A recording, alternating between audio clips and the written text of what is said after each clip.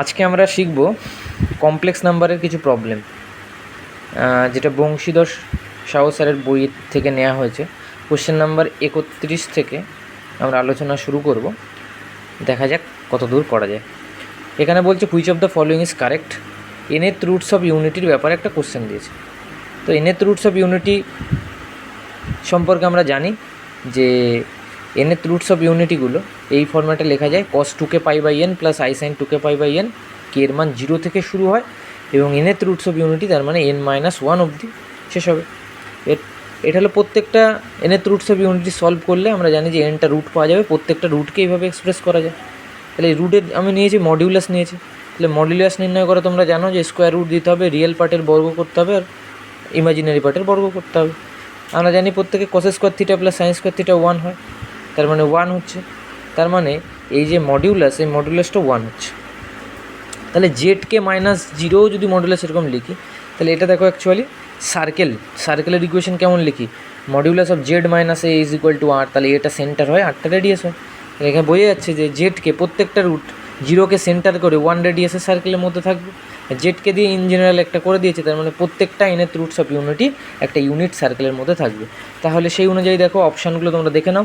প্রথম বলেছিল the nth root of unity lies on a unit sphere, তারপরে বলেছিল unit circle, unit square on a straight line. তাহলে answer হবে circle, unit circle. চলো আমরা পরবর্তী কোশ্চেন দেখে নিই। কোশ্চেন নাম্বার 32 বলছে for any complex number Z real i জেডের মানটা কী হতে পারে। 4টে অপশান আছে। তো অপশান পর দেখবো, আগে আই জেডটাকে তো ক্যালকুলেট করি, i into x plus i y. এবার এটার মান দেখো, আই দিয়ে গুণ করে দাও, তাহলে -y প্লাস আই এক্স হচ্ছে। এইবার আই জেডের রিয়েল পার্টে এখন কী আছে, -y। তাহলে রিয়েল আই জেড লিখলে আসবে -y। অ্যাকচুয়ালি ওয়াইটা কী হয়, জেডের ইমাজিনারি পার্ট, কারণ জেড ইকুয়াল টু আমরা জানি এক্স প্লাস আই ওয়াই। তাহলে রিয়েল আই জেডের মান অ্যাকচুয়ালি আসলো মাইনাস ইমাজিনারি জেড। এবার অপশানের দিকে দেখো কোন অপশানটা হচ্ছে, সো অপশান সি কারেক্ট। ঠিক আছে, চলো আমরা পরবর্তী কোশ্চেনে চলে যাই। পরবর্তী কোশ্চেন আছে আমাদের 33 নাম্বার কোশ্চেন। এই কোশ্চেনটাতে এরর আছে। দেখো কোশ্চেনটা বলেছে if z is a complex number then the greatest and smallest value of mod z plus 1। আবার দেওয়া আছে কন্ডিশন যে mod z plus 1 lesser equal to 2। এবার অপশান এতে দেওয়া আছে 2,0, 8,0, 4,0, 2,-2। দেখো এটাকে আমরা লিখতেই পারি নর্মালি যে মডিউলাস কখনো 0 থেকে তো কম হতে পারে না, সর্বনিম্ন কত হবে 0। তাহলে এখানে দেখতে পাচ্ছি মিনিমাম মান 0, ম্যাক্সিমামটা 2। তাহলে অপশান এটা হওয়া উচিত, কিন্তু গিভেন অ্যান্সার কি সি আছে। এটা অ্যাকচুয়ালি ভুল আছে। যদি কোশ্চেনটায় মড জেড প্লাস 1 তার স্কোয়ার দেয় তাহলে অপশান সিটা হবে। ঠিক আছে, আপাতত এই একটা কোশ্চেনের ভুল পেয়েছি। z1 equal to e to the power i 2π/3 আর e to the power i 11π/6 আছে z2-র মান। তাহলে এদের গুণফলটা বের করতে দিয়েছে। তো আগে একটু বেসিক আলোচনা হয়ে যাক। E to the power i y এর মান হলো cos y plus i sin y। ঠিক আছে, e to the power i y যদি এরকম ফর্ম্যাটে থাকে, তা আমি আগে e to the power i into 2π/3 এই দুটো আছে, তাহলে গুণ করলে কী হবে, ই টু দি পাওয়ার i, অ্যাঙ্গেলগুলো যোগ করে নাও, ক্যালকুলেশন সিম্পলিফাই, জাস্ট সিম্পলিফাই করো, ই টু দি পাওয়ার i 5π/2 হবে। তাহলে এই ফর্মুলা যেই ই টু দি পাওয়ার i এর সঙ্গে যেটা থাকে সেটা cos প্লাস i sin এই ফর্ম্যাটে লেখা যায়। এবার দেখো 5π/2কে লেখা যায় কি 2π প্লাস π/2। তাহলে কোন কোয়াড্রেন্টে, ফার্স্ট কোয়াড্রেন্টে। তাহলে cos π/2 প্লাস i sin π/2 হয়ে যাচ্ছে। cos π/2-র মান কত, 0, আর sin π/2-র মান 1। তাহলে i ইন্টু 1 অ্যান্সার i। তাহলে অপশান বিতে দেখো i অ্যান্সার আছে। আশা করি বোঝা যাচ্ছে। চলো নেক্সট। এই কোশ্চেনটা মাদ্রাসা সার্ভিস কমিশনও দিয়েছিল। ফিক্সড পয়েন্ট বের করা কিছুই না, just F Z equal to Z দিয়ে দিতে হবে। আর এখানে একটা দ্বিঘাত সমীকরণ বেরোবে, সেই দ্বিঘাত সমীকরণটা শ্রীধর আচার্যের ফর্মুলা দিয়ে সলভ করে দিয়েছে। 2y plus -1, option C correct. চলো নেক্সট হলো পোলার রিপ্রেজেন্টেশন। খুবই সহজ অঙ্ক, 1 প্লাস i আছে। দেখো এখানে কত কমন নেবো কী করে বুঝবো, মনে মনে এটার মডিউলাস বের করে নাও। তাহলে √1 স্কোয়ার প্লাস 1 স্কোয়ার, √2 কমন নাও। এবার তুমি ভাবো যে 1/√2 কজের কত ডিগ্রির মান, cos π/4। তাহলে cos π/4 প্লাস i sin π/4। বাইরে যেটার কমন যায় এটা অবশ্যই নন নেগেটিভ থাকতে হবে। ঠিক আছে, অলওয়েজ, কারণ মডিউলাস কখনো নেগেটিভ হয় না। তো √2 আছে, কোনো সমস্যা নেই। তাহলে অপশান সি আমাদের কারেক্ট অপশান হয়ে গেল। চলো পরবর্তী একটা সেম কোশ্চেন আছে একইভাবে, জাস্ট এই কোশ্চেনটায় দেখো এখানে মাইনাস আছে দু জায়গাতে। তাহলে প্রথমে তো cos π/4 এরকম লিখে নিয়েছি, এই লাইনটা আমাদের ইম্পর্টেন্ট হয়। দেখো cos এবং সাইন দুজনেই মাইনাস বের করবে কখন, থার্ড কোয়াড্রেন্টে। তাহলে pi plus pi by four যদি হয় তাহলে দেখো আগের লাইন ব্যাক করছে, pi plus pi by four মানে থার্ড কোয়াড্রেন্টে কস সাইন দুজনেই মাইনাস বের করে, তাহলে আগের লাইন ব্যাক করছে, তাহলে অ্যাডজাস্টমেন্টটা ঠিক আছে। তাহলে 5 pi by four plus i sine 5 pi by four কোন অপশানে আছে ম্যাচ করে দেখে নাও, সি অপশানে আছে, তাহলে সি অপশান কারেক্ট। চলো নেক্সট। এই টাইপের কোশ্চেনগুলো ম্যাক্সিমাম ক্ষেত্রে সার্কেলই অ্যান্সার হয়, কিন্তু সলভ করাটা শিখতে হবে। এই কারণে কখনো সার্কেলের ইকুয়েশন, কখনো সেন্টার, এগুলো বের করতে দেয়। তাহলে আর্গুমেন্টের ফর্মুলা লিখেছি, ঠিক আছে, argument of x minus I, মানটা বসিয়ে দিয়েছি জাস্ট। এবার দেখো গুণ করা জানো কমপ্লেক্স নাম্বারে, প্রথমে আমরা কী করি, রিয়েল পার্ট গুণ করি, তারপরে কমপ্লেক্স পার্ট গুণ করি। দেখো আমি যেভাবে করি, প্লাস মাইনাস আছে, তার মানে মাইনাস সাইন আসছে, কিন্তু আই স্কোয়ারের জন্য মানে আলটিমেটলি চেঞ্জ করে দিই।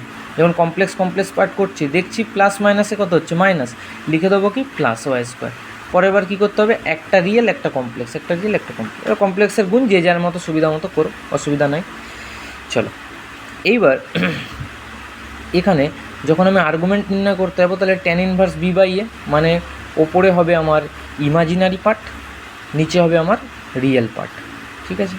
তাহলে ইমাজিনারি পার্টে কী হবে, এই যে আইয়ের সঙ্গে যতটুকু গুণ আছে, আর নিচে এক্স প্লাস ওয়াই 1 তার whole square plus y square by, এখানে রিয়েল পার্টটা এইটা সঙ্গে এটা নিচে বাই আকারে হবে। তাহলে আলটিমেটলি কাটাকুটি করে দেখবে এইরকম ফরম্যাটটা আসছে।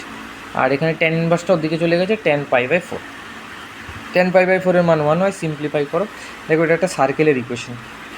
এখানে লিখতে পারি সেই ছোটোবেলার এক্স মাইনাস আলফা তার whole square plus Y minus beta তার whole square equal to R square. সার্কেলটা বেরিয়েছে বুঝতে পারছি, আর ডিটেলস জিজ্ঞেস করেনি, শুধু সার্কেল অপশান আনসার শেষ। নেক্সট, এটা ভালো কোশ্চেন, এটাও এক্সামে এসছে, মাদ্রাসা সার্ভিস কমিশনের এক্সামে এসছে। এরকম একটা দেওয়া আছে, represent by the half plane জিজ্ঞেস করেছে, তো আমি জাস্ট সিম্পল মান বসিয়েছি, স্কোয়ার রুট বোথ সাইডে স্কোয়ার করেছি। দেখো সিম্পলিফাই করার পরে এখানে একটা জিনিস খেয়াল রাখবে, যখন মাইনাস দিয়ে গুণ করা ইনইকুয়ালিটি চেঞ্জ হয়, কেন ভুল দেওয়ার চান্স থাকে। রিয়েল জেড এর মান কত, greater than 3, so option D is correct. চলো নেক্সট, আমাদের কোশ্চেন নাম্বার 40, এই কোশ্চেনটা পিএসসিতেও এসছে। 1 plus i whole to the power 100 আর 1 minus i whole to the power 100। তবে এই টাইপের ক্যালকুলেশন করতে গেলে আমি যেটা করি, 1 প্লাস আই এর স্কোয়ারটাকে কাজে লাগিয়ে দিই, আর 1 মাইনাস আইয়ের স্কোয়ার যদি প্লাস হয় তাহলে 2i হয়, আর মাইনাস হয় মাইনাস 2i হয়। তাহলে 2i whole to the power 50 minus 2i whole to the power 50, even power আছে, 2 টু দি পাওয়ার 50 সব জায়গাতেই কমন চলে যাবে। এখানে আই স্কোয়ার আছে, এখানেও আই স্কোয়ার আছে, প্রত্যেকেই যেন আই স্কোয়ার মানে কত হয়, -1। তাহলে -1 কত হলো, -2, তাহলে আবারও একটা 2 চলে আসলো, তাহলে 2 টু দি পাওয়ার 51 হয়ে গেল, আর আগে একটা কি মাইনাস, ঠিক আছে। এবার 4টে পয়েন্ট দিয়েছে, বলেছে রেক্ট্যাঙ্গেল, রম্বস, প্যারালোগ্রাম, স্কোয়ার হবে। তো এগুলো দেখো Z1 Z2 Z3 এগুলো সবগুলো আলাদা আলাদা করে ডিস্টেন্সগুলো বের করে নিয়েছে। দেখছি সব যে দুটো করে সমান আসছে, দুটো √10 √10 তার মানে হতে পারে কি, হয় স্কোয়ার তো হবে না, রম্বসও হবে না, হয় রেক্ট্যাঙ্গেল হবে, নাহলে প্যারালিলোগ্রাম হবে। এবার আমি টেস্ট করবো Z1 প্লাস Z3 মান আর Z2 প্লাস Z4 মান, যেন এটা কন্ডিশন, যদি সেম আসে তাহলে আমার হয়ে যাবে প্যারালিলোগ্রাম। চলো পরবর্তী কোশ্চেন 42-এ বলছে the locus of Z is A parabola, hyperbola, pair of straight line, circle, ঠিক আছে, এটা নির্ণয় করতে দিয়েছে। দেখো এটার সমাধানটা, প্রথমে 2z+1 সিম্পলিফাই করেছি, এর ইমাজিনারি পার্টটা যেটা বলছে, যে ইমাজিনারি পার্টটার মান কত বলছে, 3, ঠিক আছে, ইমাজিনারি পার্টটার মান 3। তাহলে ইমাজিনারি পার্ট বের করার একটা দেখো সহজ টেকনিক আমি এখানে লিখে রেখেছি, যে ইমাজিনারি পার্টটা একবারে ডাইরেক্ট যদি তুমি বের করতে চাও তাহলে তুমি কীভাবে বের করতে পারো, ঠিক আছে। তো ক্যালকুলেশন করে এটা করে দিয়েছি, তাহলে একটা সার্কেলের ইকুয়েশান এসছে, ঠিক আছে। মানে সহজে যদি মনে রাখতে পারো, রিয়েল পার্ট আনতে গেলে কী করতে হয় জানো, এইভাবে গুণ করতে হয়, A ইন্টু C, ঠিক আছে, আর B ইন্টু D। অনেক সময় দরকার হয় যে পিওরলি ইমাজিনারি বলা থাকে এই টাইপের কোশ্চেন, তো রিয়েল পার্ট 0 করতে হয়, তখন ডাইরেক্ট বের করার জন্য A ইন্টু C আর B ইন্টু D, এদের যোগফলটা উপরে হয়, আর নিচে C² + D²। যেহেতু অনেক সময় কাজে লাগে আমাদের 0 হয় রিয়েল পার্ট, তাহলে শুধু ওই উপরে পার্টটুকু দরকার হয়, তাহলে তাড়াতাড়ি সার্কেলের ইকুয়েশনটা তুমি বের করতে পারবে। তো অপশান ডিটা কারেক্ট হচ্ছে। এবার দেখো কোশ্চেন নাম্বার 43, একটা ইকুয়েশন দেওয়া আছে, বলছে লোকাসটা তোমাকে বলতে হবে। তো সিম্পল কথা, এখানে মড জেড স্কোয়ার মানে হয় জেড ইন্টু জেড বার, তাহলে মড জেড স্কোয়ার যেহেতু জেড ইন্টু জেড বার হবে, জেড কমন নিয়ে নাও, জেড তো জিরো হবে না, কেন জিরো হবে না, যদি জিরো হয় তো ইকুয়েশনটাই মিনিংলেস, তাহলে জেডটাকে জিরো হবে না, তাহলে বাকি পার্টটা জিরো, বাকি part x plus i y বসিয়ে দাও, বসিয়ে দেওয়ার পরে রিয়েল আর ইমাজিনারি পার্ট দেখো এখানে কাটাকাটি চলে যাচ্ছে, তাহলে actually root of X square plus Y স্কোয়ারটাকে আরেকটু সিম্পলিফাই করো, সিম্পলিফাই করার পর দেখো একটা পেয়ার অফ স্ট্রেট লাইনের সমীকরণ আসছে, তো অপশান সিটা কারেক্ট।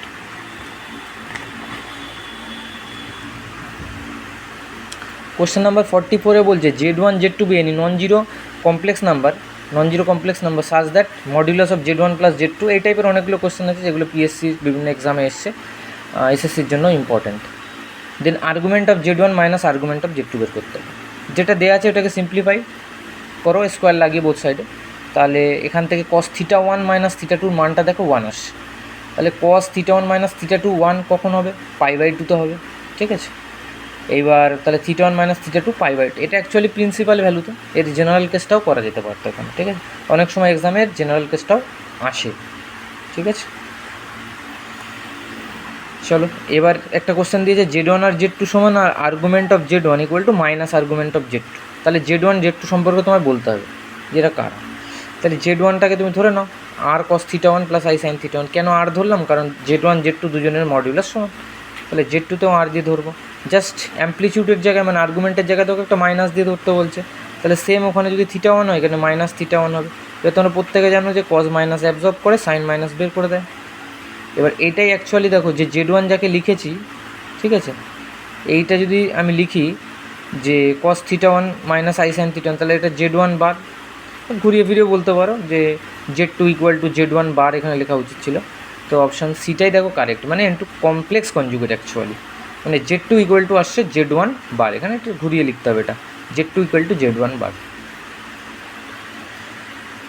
তো আমরা এই প্রথম ভিডিওটাতে 31 থেকে 45 পর্যন্ত আলোচনা করলাম, যদি তোমাদের ভালো লাগে অবশ্যই লাইক কমেন্ট শেয়ার এবং ফলো করবে ফেসবুক পেজ নিউ SLST এবং YouTube channel Raju Karmakar. Thanks for watching.